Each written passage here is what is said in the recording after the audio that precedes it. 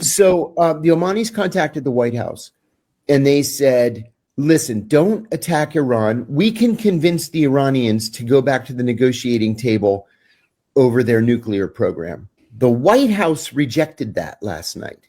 But there's a second part to this. The Israelis then said, because obviously the White House had informed the Israelis that this was happening, the Israelis said, we want the Iranians to not have missiles, not to not have nuclear missiles. Any missiles. Any missiles. So basically, they want them to abandon mid-20th century technology. Correct.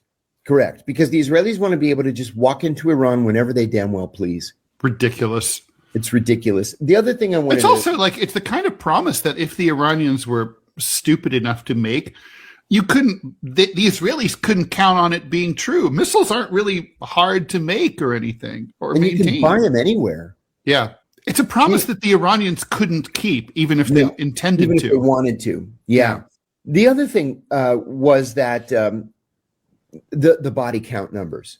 This is something that Brian Becker taught me years ago. The Washington Post, the New York Times, the LA Times, CNN, the Wall Street Journal, I looked at them all last night. And they're all saying, oh my God, it's murder in the streets in Iran.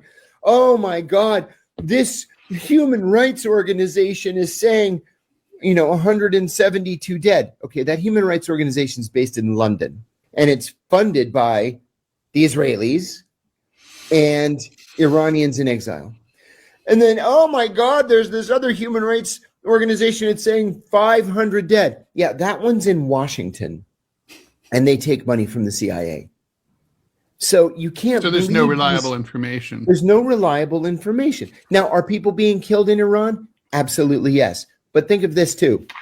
Do we know that these people aren't being killed by Israeli-backed protesters? Because the Israelis have been bragging over the weekend that they're the ones backing the protesters. And I'll add another thing that literally no one is reporting.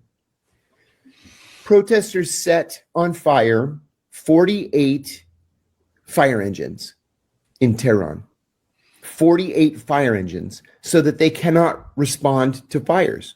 Why? Because it's the Israeli-backed protesters setting shit on fire.